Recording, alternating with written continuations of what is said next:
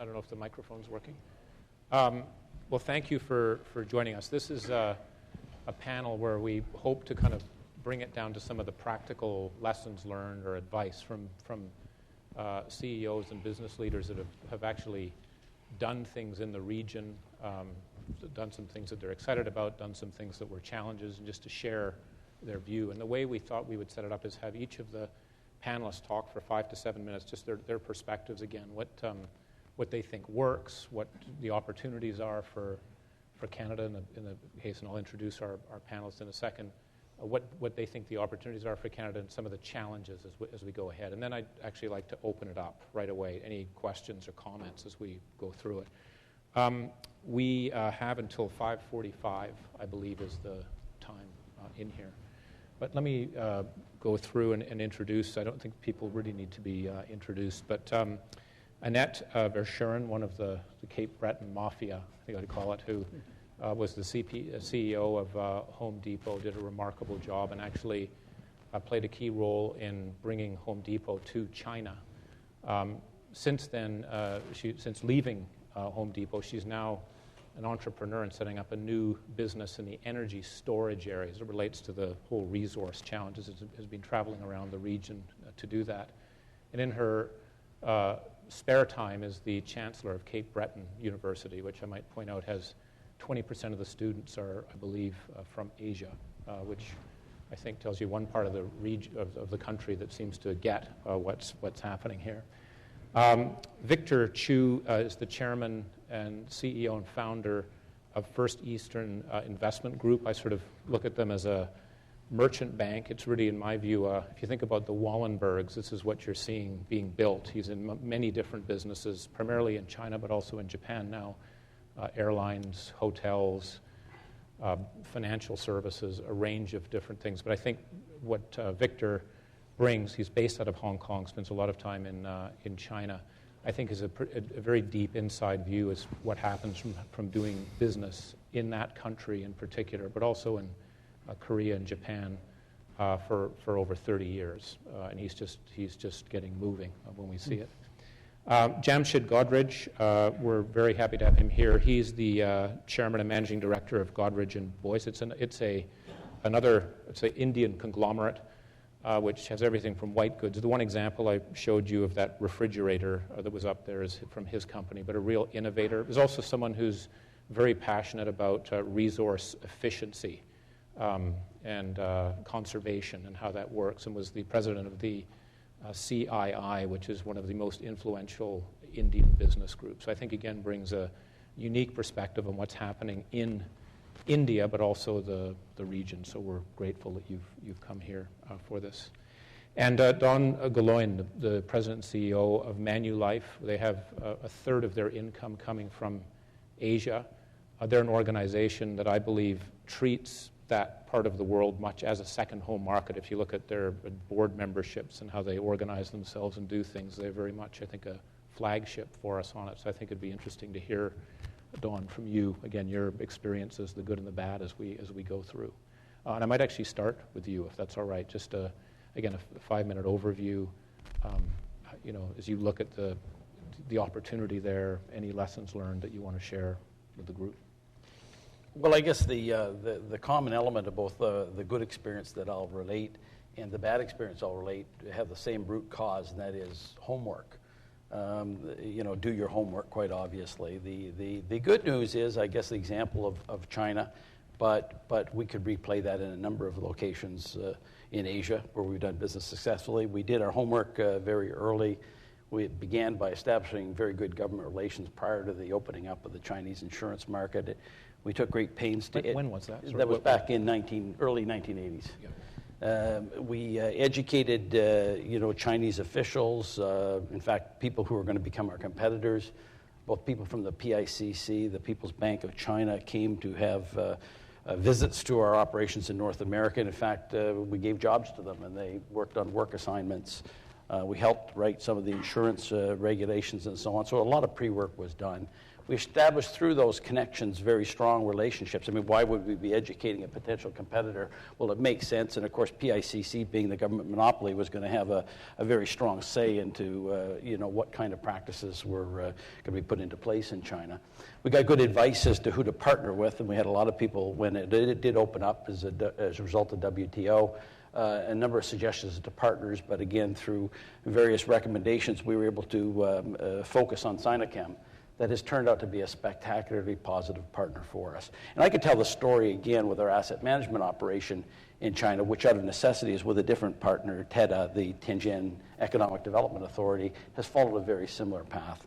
So we have a like-minded partner thinking long-term about the business, very commercially motivated, giving us consistently good advice as to how to read the China story and offering protection from a variety of threats that we could otherwise have. Sinochem, you said, which is... Sinochem is our partner. Not known as one of the biggest insurance companies in the world, but, no. But it's a... Well, it's important. Dominic, that's a great distinction because Sinochem looks at it as a long-term investment as part of their portfolio of investment opportunities.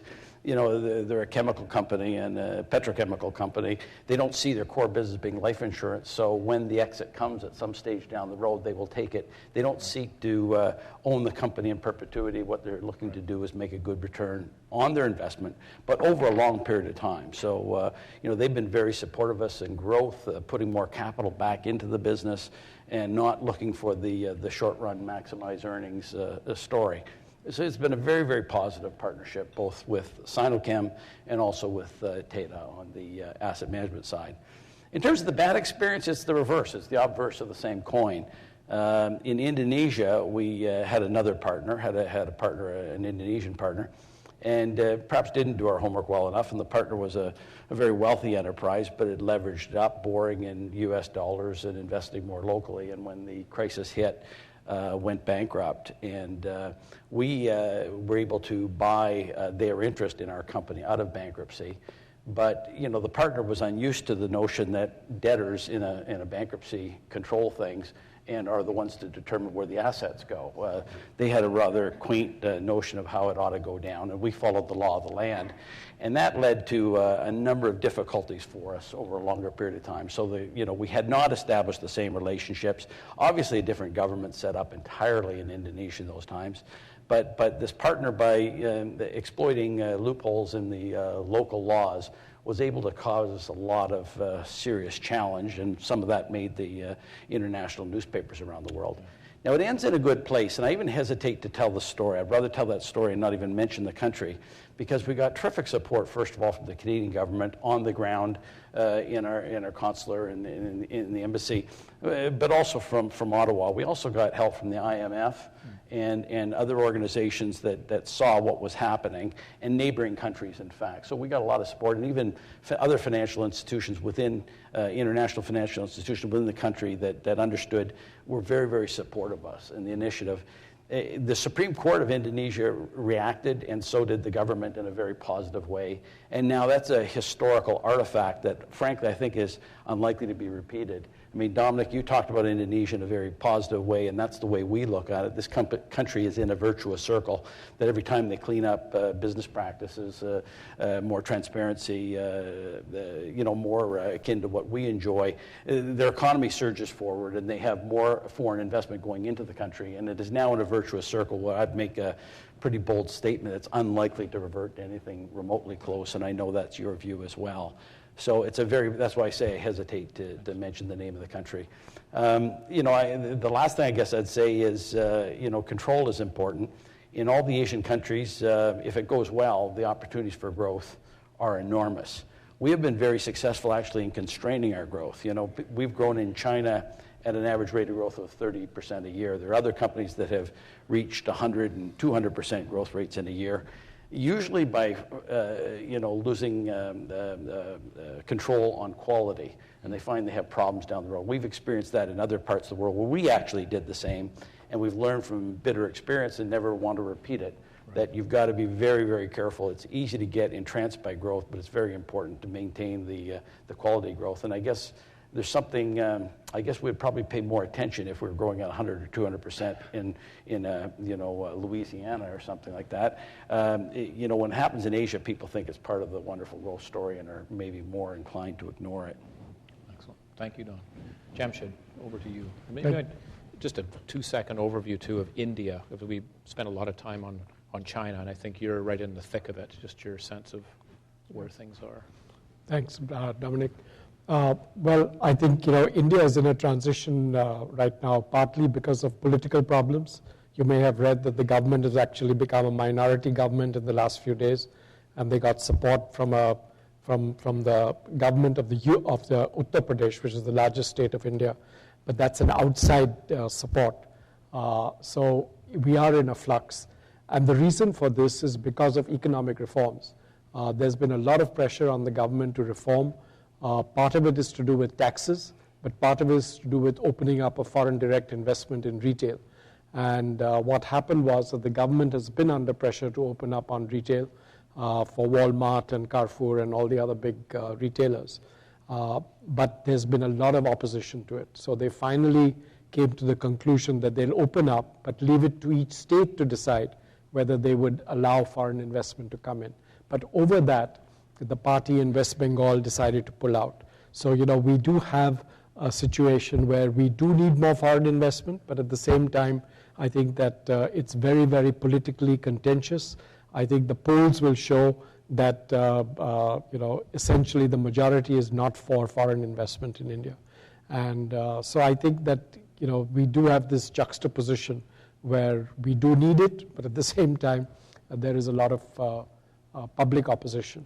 I thought the best way to explain India a little bit would be about our story in refrigerators. We started making refrigerators 60 years ago, and till 94, we had 80% market share in refrigerators. That's when the economy was opened up for foreign investment, and that's when LG and Samsung and Whirlpool and GE and everybody decided to come into India. And so obviously we had to lose market share from India, and so from 80% from where we were. And we thought the best thing for us to do was to tie up with GE, because they were very interested in Asia at that time. So we formed a joint venture. And for the first few years of the joint venture, everything was perfect because we were a majority owner. GE was a minority owner. But from the first day that we started our business with GE, they started talking of taking majority. So the rest of the time, 7 years that we were together, all we talked about was who's going to own the company. And that's why the joint venture broke up. So I think that, the important thing for us to realize is, and this happened to us with GE, it happened to us with Procter & Gamble. In the case with Sara Lee, we actually bought them out, so that was okay. And I think that, in every one of our, very recently, we did a joint venture with Hershey's, which we now sold to them. So I think the lesson from this is that, you've got to have some good clarity up front about what is the purpose of doing a joint venture. Is it for the market? Is it for the management? What is it? Is it for the finance? What is it for? And our conclusion finally is that, it just doesn't make any sense to do joint ventures anymore. And that's our group has now taken that decision that we will not do a joint venture. We'll just be in the businesses which we're in and do them well. And I think that, if you look at the refrigerator market, the penetration in India is only 15%. And it's so low that, you have to really find a solution to it. And that's why when Dominic showed the picture of Chotukool, I was quite happy to note, because the idea of Chotukool was to make a refrigerator for rural areas of India who have never experienced a refrigerator before. But, do it in a way that they can run it either on electricity or on a battery which can come from a solar cell, etc. But the challenge is not the product. The challenge is the marketing. The challenge is the servicing. The challenge is the delivery. I mean, these are the real challenges of India. Once you get out of the big cities, infrastructure deficits come into play, and that's when you really find the difficulty. So I think the challenge for us is going to be, how do we make Chotukool successful, not just from an economical success, but actually make it successful from the point of use of people who've never used a refrigerator before. And so I think these are the types of challenges you'll find in India.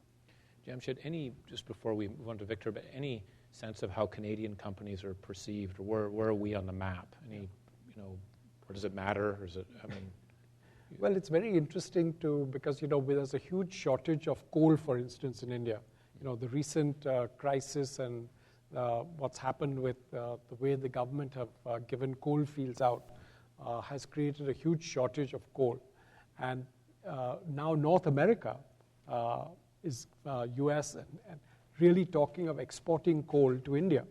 So I think the perception from India is that Canada can be a huge source of energy.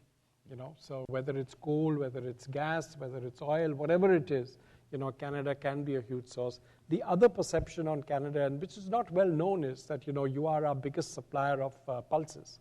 So, in India, dal, rice and dal is the staple food. And dal is basically high protein pulses. And Canada is the main supplier of pulses to India. And so I think we are realizing that even though we are a big agricultural country, we are very, very short of pulses and we need to import. So I think Canada, the perception of Canada is, I think, positive. I would not say it's negative. I would say for the US, it's still negative in India. But for Canada, it's positive. And I think that there would be a lot of opportunity. We need just many more people to meet and, get together and do some business. Excellent. Thank you, Jamshyd. Victor, again, too, if you wouldn't mind, just a bit of a overview on China. There's also been we're in the middle of this transition. I've heard you talk a little bit about that before, too, but, just recognizing it's public and all that. But but any sense of how that's going, where you think the country is, and then maybe, again, some lessons learned? Great. I think China is going through a very interesting time, too, because the next 30 years probably is going to be a lot more challenging than the first 30 years, primarily because in the beginning of the reform policy, the West sympathized with China, supports China, envies China. And indeed, the reform policy was very successful. 400 million people brought above the poverty line. They have delivered.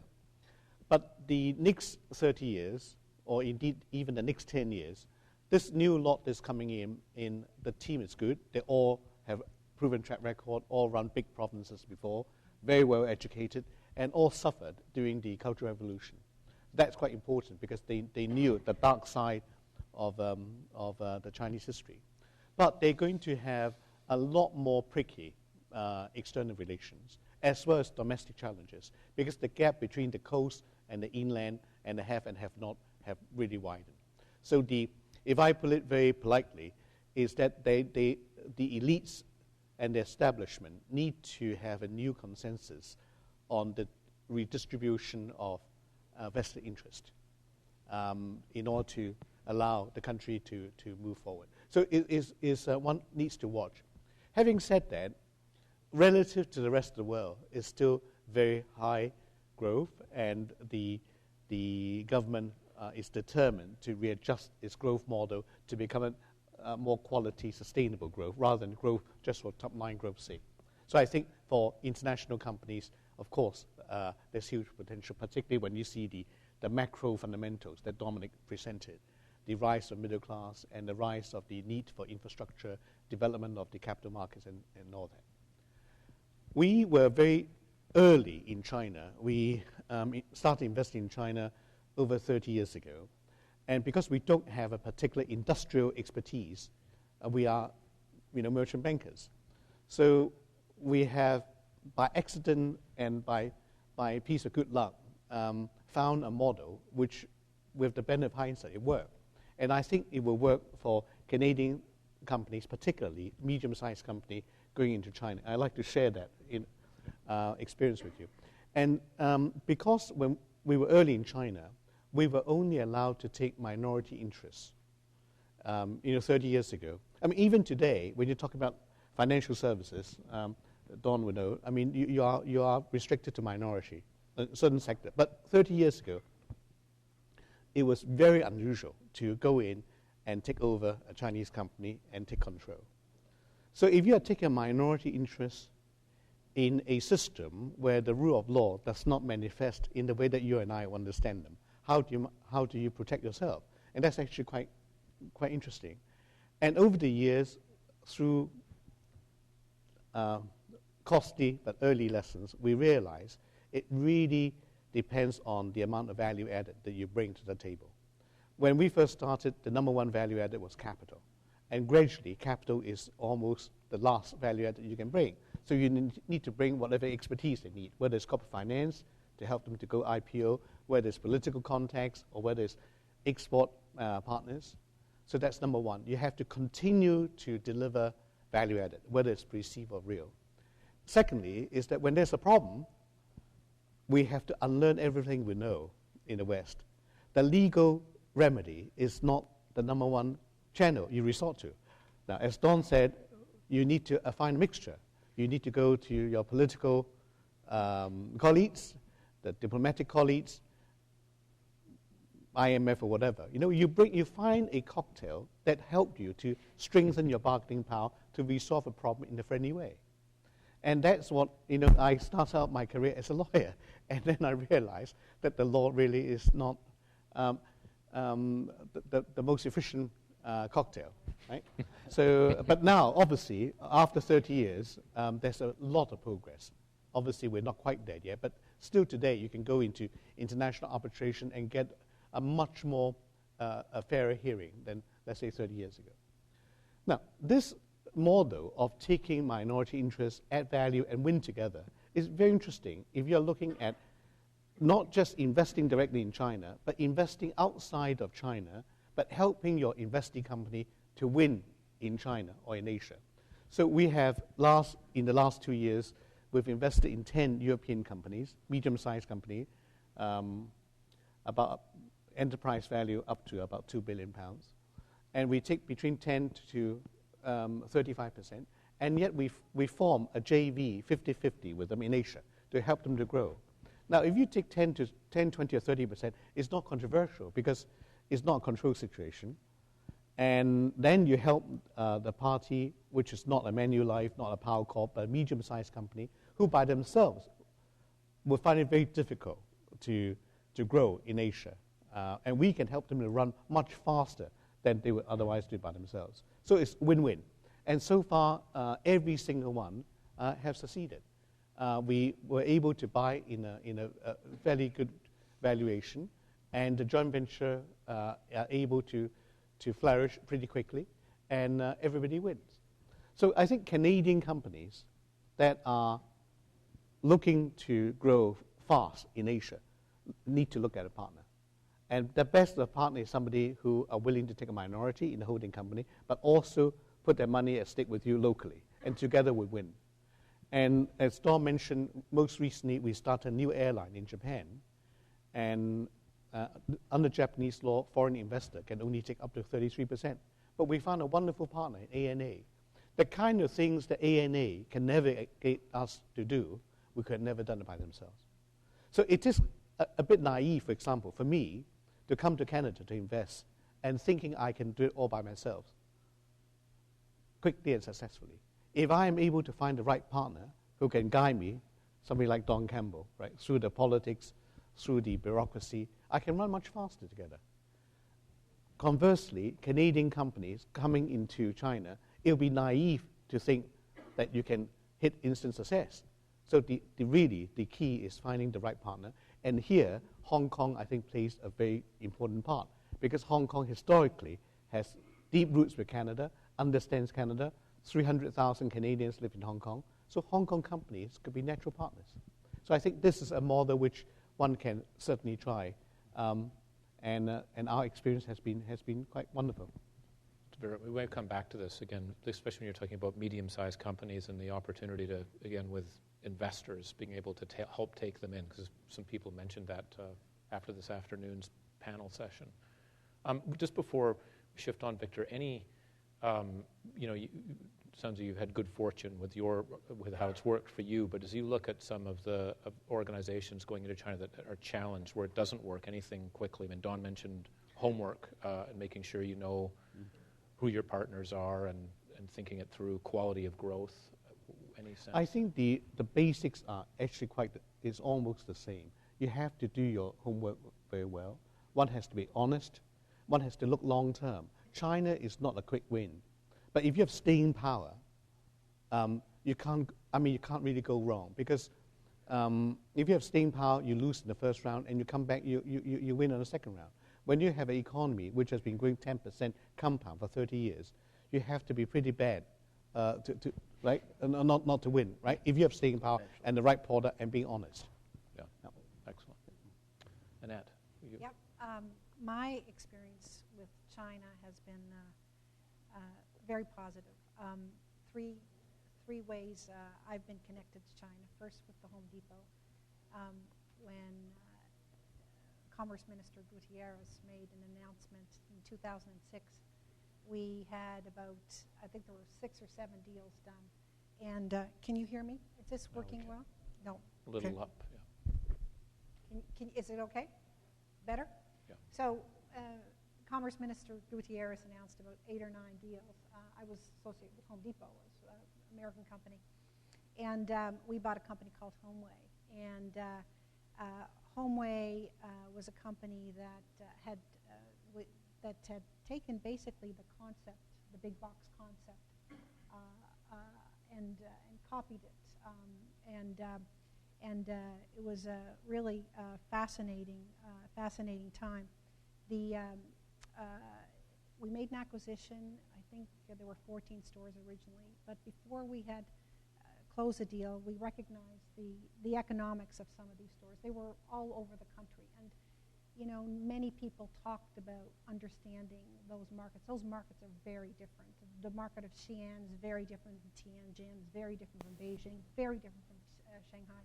So doing your homework is so critical.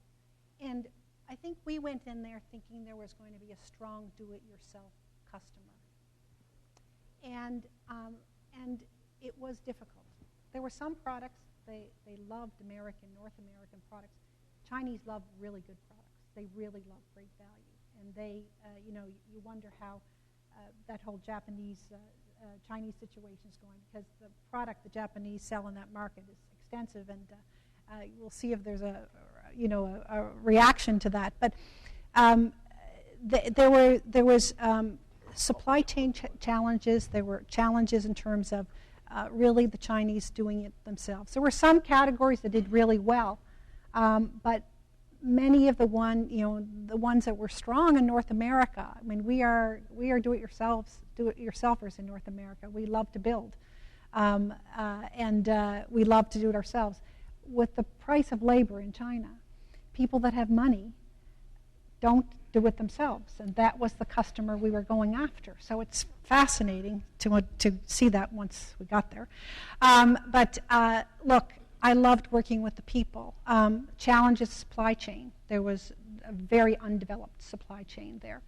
And each of the stores had their own merchandising department, so had to work to try to consolidate them. My job between 2006 and 2009 was to try to get the operation standard.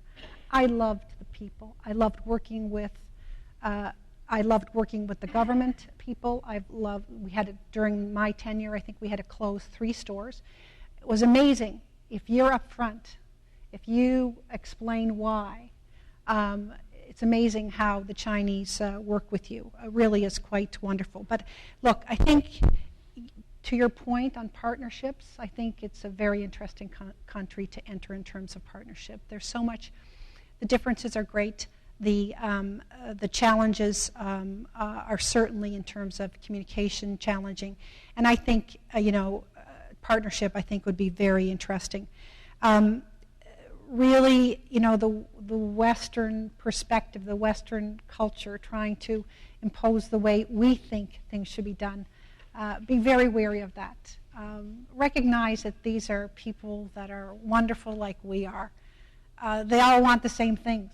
They're all trying to, get to the middle class. They're trying to grow. They're trying to have homes for their families and bring up their children. They really love. They love to save too. Another interesting thing. They love to save, and their savings levels continue to grow. They save for their kids' and their grandchildren's educations. And when your average salary is equivalent to 5,000 to 10,000 U.S., you've got to save a lot of that money for that investment. So,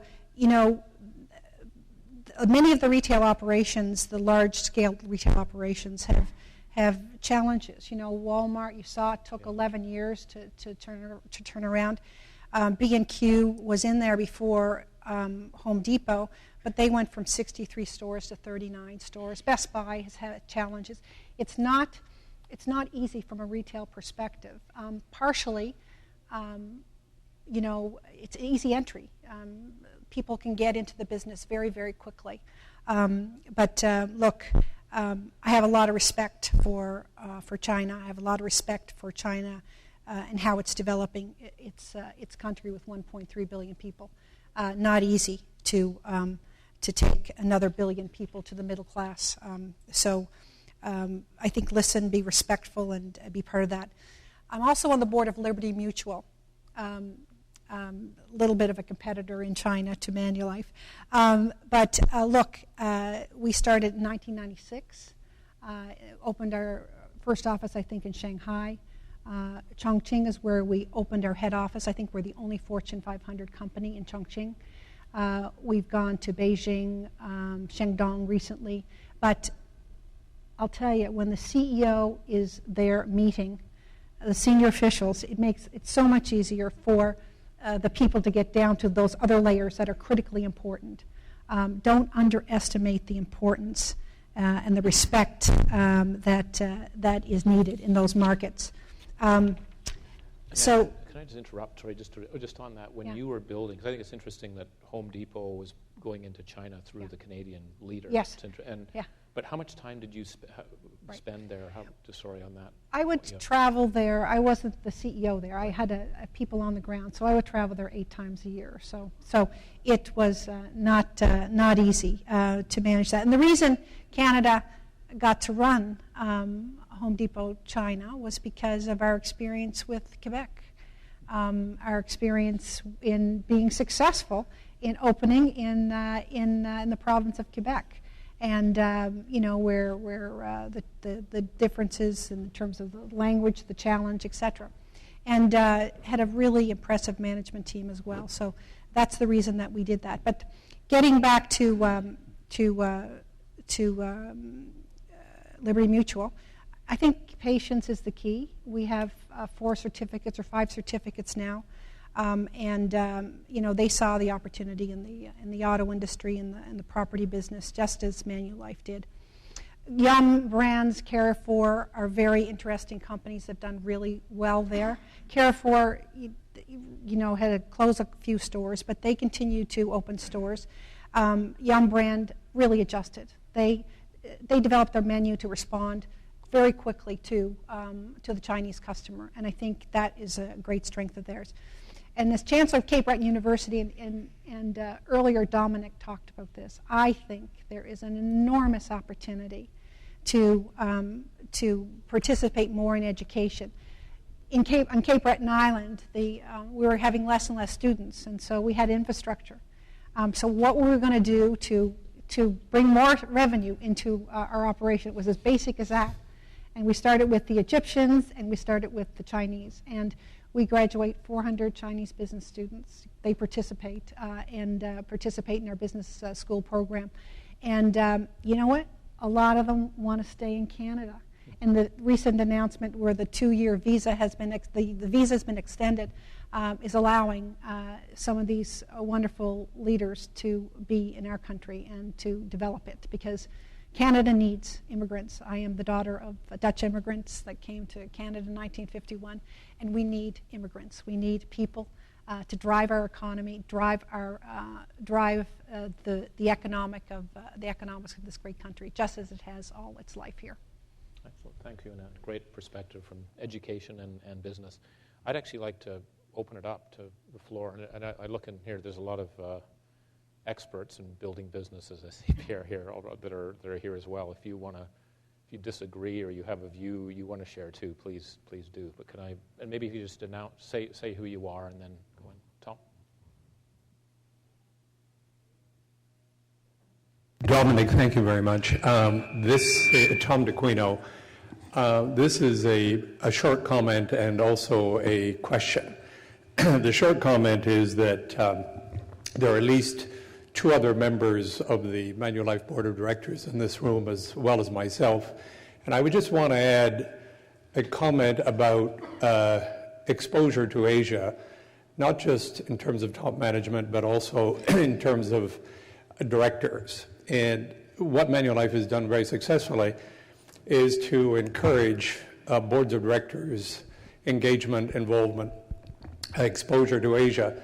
And that, of course, pays dividends in the boardroom when you're sitting in Toronto and you're trying to make decisions about allocations. So my advice to everyone in this room is that if you're really ambitious about Asia, in addition to seeking very, very talented people who know a lot about Asia, take a very, very careful look at your boardroom recruiting practices. This is the question. I've known Victor Chu for a long time. I think we first met probably the time of the handover in Hong Kong.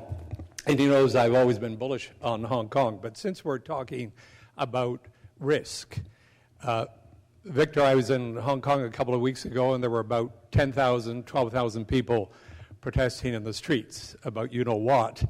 And it has raised a number of questions about the longer-term future of Hong Kong, not only as a wonderful place to invest and a source of capital and expertise, but also, if we're talking about risk and opportunity, what would your advice be to people in this room about engagement with our counterparts in Hong Kong long term?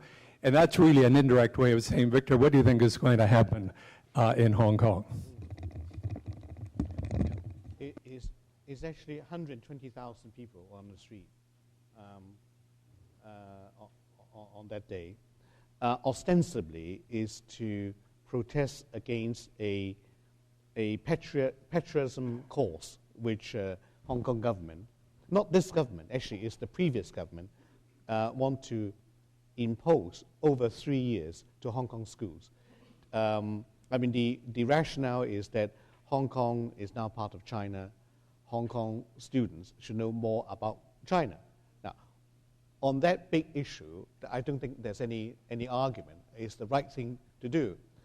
Unfortunately, a left-wing organization wrote a book as a guidance to teachers. And the way they talk about, June 4th and other things, the Cultural Revolution, was really one-sided. And now that was not the government guidance book. It was just written by one of the left-wing organizations. Now that created an uproar in the whole Hong Kong populace. So you have not the unemployed going on the street, but parents going on the street. And of course, Hong Kong today, partly because of its own success, we have, and partly because of the weakness of this current administration, and partly because of our currency peg, which for the last 28 years has been pegged solely against the US dollars at a fixed rate of 7.8. Now, obviously, over the last 28 years, many things have changed, but we're still pegged the same rate. So our asset pricing today is fundamentally, the value is fundamentally undervalued. So foreigners, particularly people living in China, will find Hong Kong a very cheap place to buy, in RMB terms, right? But in Hong Kong dollars terms, it's gone up to a stage where if you're a young professional, mathematically, you can never buy your own home. Now, when that happens, you know that there's a major social problem. So the combination of these unhappiness is now triggering a few sparks. So when we have people on the street, they're not arguing for one thing. It's the general dissatisfaction of the government and on the economy, on the helplessness of the rising middle class. So I think it is something which we need to be careful. It's not the lower strata that unemployed that go on the street, it's young professionals. Right? So Tom, I'm very pleased that you raised this. And it's an issue which this administration coming in, they're only a few months old, need to grapple with long term. Just to give you an idea, the on per square foot basis, a middle class housing in Hong Kong is $2,000 US per square foot. Right. And I just bought a condo on Central Park South, and that's $1,000 per square foot. Right. So Hong Kong is double the best of New York prices. Right. So if you are a young professional, it's hopeless. That's half the Bombay price. Yeah.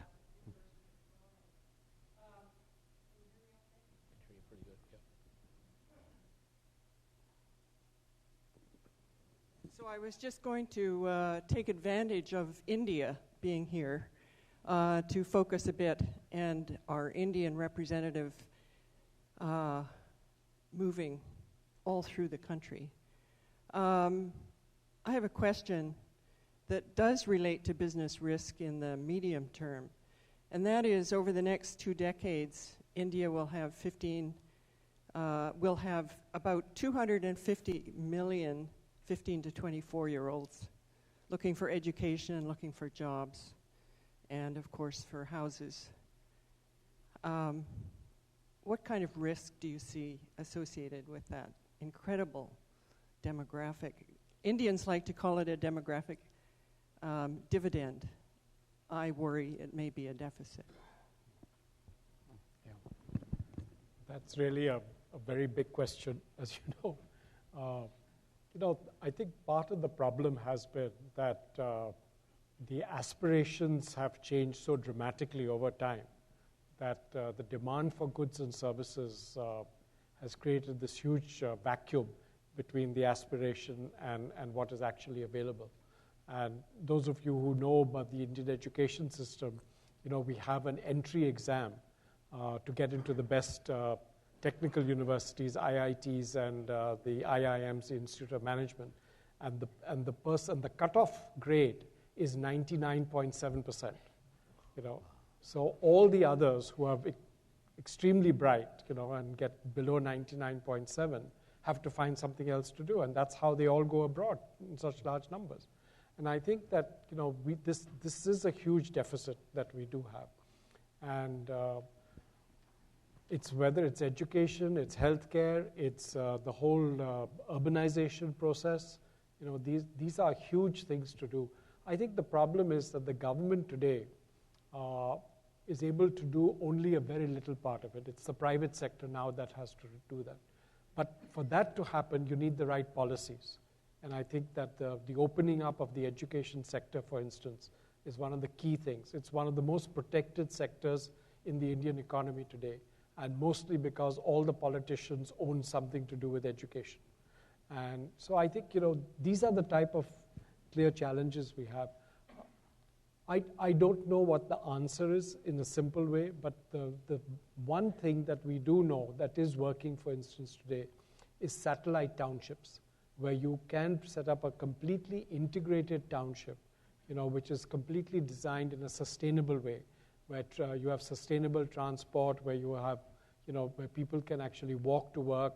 The bus nodes create the housing, in clusters around them. So you have to find new ways of working, because the old cities today are very, very difficult to change. So I think what's going to happen is that we will have to have a whole new set of townships, a whole new set of development that is taking place in such a way that it's integrated, where the education, the healthcare, the housing, the business can all be done in an integrated way. I mean, these are challenges which are required, and it needs massive amounts of investment, both Indian and foreign investment, and it is happening in a slow way. I think the other issue is on, when Victor talked of land prices, in Bombay, it's already $2,000 a square foot for housing. Okay, so I mean that's it's ridiculous because it's the juxtaposition between this $2,000 housing and just if you look your window the other side you see the slums. So I think these are the challenges that we have, and eventually it's going to be whether the government is able to handle corruption, whether they are going to be able to handle transparency in their policies, and whether they're going to be more inclusive. So it's very well for the Congress Party to say that they have a Right to Education Act, that they have a Right to Information Act, that they have an employment guarantee scheme for rural areas. That's all wonderful, and there's nothing to take away from it. But at the same time, if the government doesn't change their policies on transparency and on corruption, I don't think that we're going to be able to get this demographic dividend, as you say. It is a burden, there's no doubt about it, but it can be a dividend if you have the right policies. Just related to Wendy's question, Jamshyd, there are some states that seem to have their act together better than others. Does it make sense in India? Can you focus on a state basis like Gujarat? Well, that's a very, very good point, Dominic. Yeah. I think the state focus is actually the only way to go now in India. Which ones? Gujarat. Well, Gujarat is the one which has done the best. Yeah. I think the reason for that is the politics of Gujarat. You've got a very, very strong chief minister. I don't think most people don't like his politics, but despite that, he's a very, very good administrator, relatively uncorrupt, both personally as well as the party working there. So people, if you go to the chief minister... We'll provide protection for you on the way out. If you go to the chief minister and say that, will you please come and inaugurate so and so, he says yes, provided you give some money to this school or college or hospital, etc., which is fine. And I think businesses can handle that. It's very different from what happens in other places. So I think that the state focus is very important. And other states which are doing well, Madhya Pradesh is doing well. Bihar, Bihar was the sort of, on the northeastern side, well known for corruption, bad policy, etc. But the new government there has promised development. And the chief minister is on record to say that, look, vote me out if I don't do something for your economy and for your pocketbook. And so things are changing. In Bihar, in Patna, the capital of Bihar, nobody went to a movie theater after 6 in the evening because of the law and order situation. Today, the city is open till midnight and there are no problems. So I think good government, good governance, good government, strong law and order situation can make a difference. And there are some states that are doing that, you're right. Excellent. Any other questions? Sure. I think the point was made before, do your homework, because it's not so easy to find the state, like BR state, for example.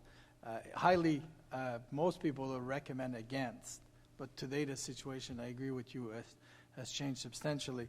But the one point I wanted to make is the patience you need as a corporation. I think you made it in the slide, Dominic, today, 8 years, 7 years. In our case, in transport, in China, it took 10 years. And I listen a lot to say, well, China does that. There's hurdles in China. There's hurdles in India. In the end, though, also us as foreigner, we have a big, big learning to do. So sometimes it's not so much that the country has issues, is that we have to take the time to learn. And we believe very much to go local very rapidly. So I use the example of the Delhi Metro, which we did. We did not have to go local. There was no requirement, but we went anyway. And I would tell you, it's been a successful project as delivering the cars, but we did a lot of mistakes. But now we feel after 6, 7 years that maybe now we know how to do business in India. So I think the point of talking about the challenges of the laws of all these different countries and the habits and the corruptions and all of this, we can't learn that from here. And it's really hard to take the example of a country or a province and say it will apply somewhere else, in another country. So for me, Indonesia, for example, is going to be the next big learning challenge as far as I'm concerned. But I just want to add one point. What you said is that, what I find in India is that those foreign companies that have employed the best available Indian talent to head their companies have done the best. Whenever you bring in an outsider, to run the company, and this happens, I mean, it's all a matter eventually of trust and, who you want to sort of depend on. But you take Unilever, for instance. I mean, that's a very, very good example where they've always used local talent, to run their companies and like that. So I think this is a very, very key aspect. And most, I would say, American companies today don't accept it, you know. But I think if Canadian companies, you know, have that perspective that they will really go and get the best talent. And it's available. It's not that Indian talent isn't available. Can I, just before a question here, when you're going into, I'm thinking about the group here too, you're going into India or China or Indonesia, how do you get a quick read of what is going on? I mean, you know, well, it depends on various situations. For example, in China, we were fortunate enough to start with the right partnership. For example, it was pointed out that the Power Corporation, the Demare, had a lot of know-how about China, so we partnered with them, learning from Canadians that knew about the country. So we tend to try to look at who could advise us. Sometimes it's an advisory board, just to be able to have conversations with people that know. But very often, from a management perspective, we force a local team very fast.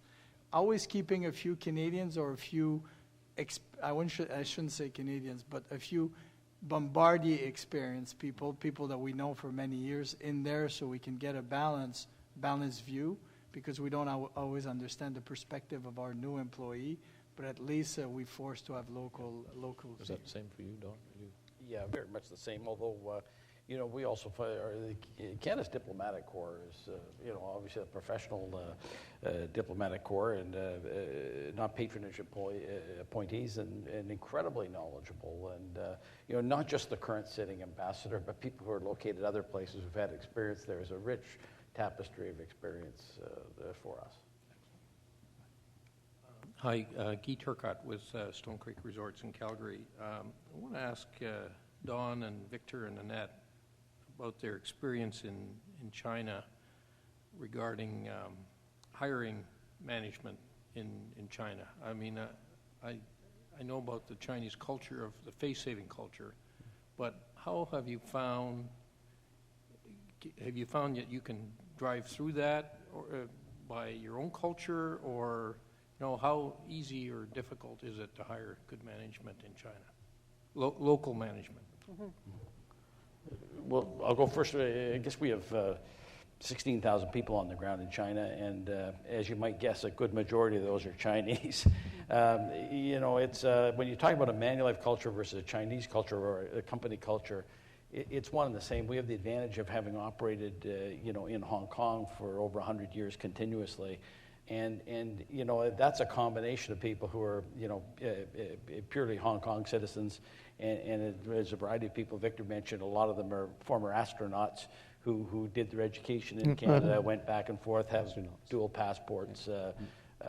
You know, we understand the Chinese culture. I think we've got a you know, competitive advantage as far as that goes, but it's sort of in our blood. We have a lot of people who run big parts of our organization here in North America who are also Chinese of that same origin, and we're able to move people around the world. So, but the long and short of it is, I'm amazed at the speed at which, you know, Chinese people who have grown up under an entirely different, you know, political infrastructure have you know, learned not only, you know, entrepreneurial and business-oriented ways, but have managed to, you know, work perfectly well in a large enterprise where you've got, you know, a rule book about how busy you want a nice balance between entrepreneurial instinct and corporate instinct that has a lot of governance in it, and are able to marry the two really, really effectively. It's just, it's really uplifting to know how quickly they have learned to adopt to that. We, there was, the more local you could get, it's not working again, the better you were. We also saw a few expats or you know, people with experience in Home Depot were important, but not a majority. You know, we started with more, and then we moved through less. But we also looked for people with retail experience, and you know, that had good communication skills, you know, in certain areas. And some people were great in their local in their own language of Chinese, in Mandarin. But again, working that through. The other thing that you discover is that a person from Hong Kong in the mainland, it has interesting dynamics. A person from Shanghai working in Beijing has very different dynamics. I had to deal with a lot of that, quite frankly. A person from Xi'an was very different than a person from Tianjin. So within the country, a lot of different perspectives and different opinions. So it was a place where we invested a lot. We really did.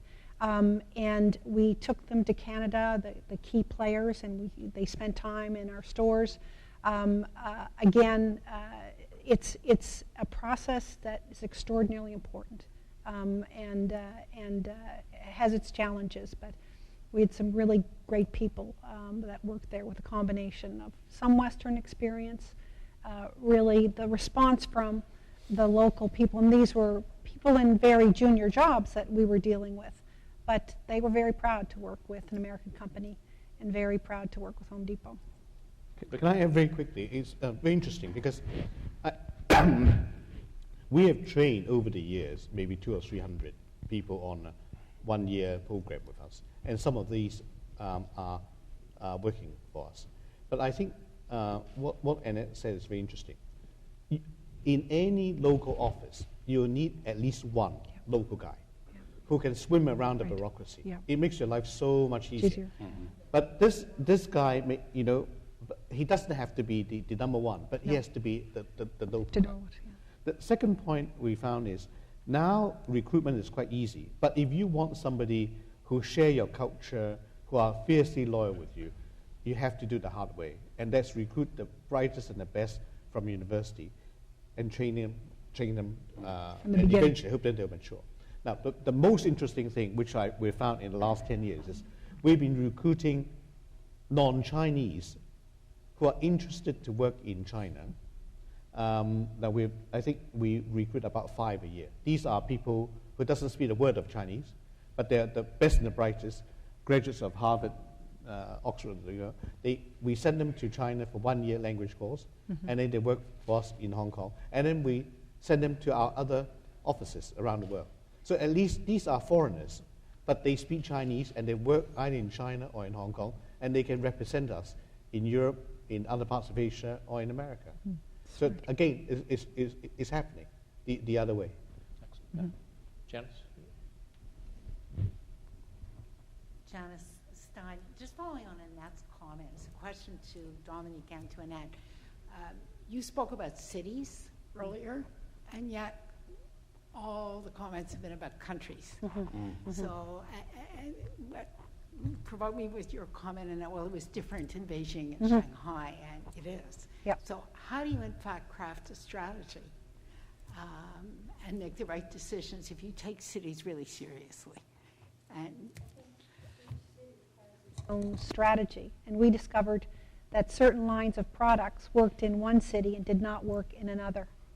And we originally thought, look, we could have the same prototype in all those markets. And so but you have to, someone earlier said you have to be on the ground, and you have to learn it there. You can't. McKinsey writes great reports, but you know what? You can't get it out of a McKinsey report. But no, it's true. We had reports written for us about where we should go in China and how it.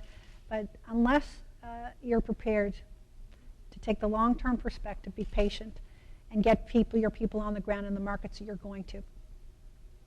Pierre, you had a view? I just find it interesting when we say that cities are different, provinces are different. It's true anywhere. It's in our country too. Yes, U.S. Culture. Very different markets. Yeah. And sometimes, from America, we'll talk about Europe as being one country. We all know it's not. So China's such a huge country with different cultures. So I think it's a bad approach to talk about it as a single market. Yeah. It's not at all. But it's true anywhere in the world. Yeah, so. It's true. I think one thing I'd just say on it is, Janice, to your point, we've found that when you have, let's say you have 440 cities, it'll be 50% of the GDP growth. You say, well, that's all very interesting, but so how do I do that? And what we found is people actually, it's then when you go to the clusters. So if I can talk about this, I use the Unilever example.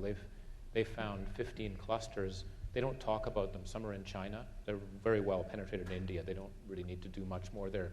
But there's 3 cities in Vietnam. There's 5 cities in Indonesia, but they've clustered them. So the distribution model, how you actually, Jamshyd talked about this, how do you actually get the product to the place when there's no roads? But there's a population. How do you actually service that product? How do you advertise or communicate with them? Radically different. But they found, again, these 15 clusters. So that's their way of looking at it, rather than say it's a China strategy. It's a clustering of how they've looked at the characteristics. The only other thing I would say, and when you were talking, is just how fast the consumers are changing. I mean, one thing we learned, we got lots of scars in our head, is when we were trying to get data on the Chinese consumer, for example, we found a lot of the normal data sources were not reliable because the consumer was changing so quickly, literally by quarter. So we said, well, let's get 6,000 of these customers and actually photograph what's in their refrigerators or boxes, right? That's to really see what's actually happening.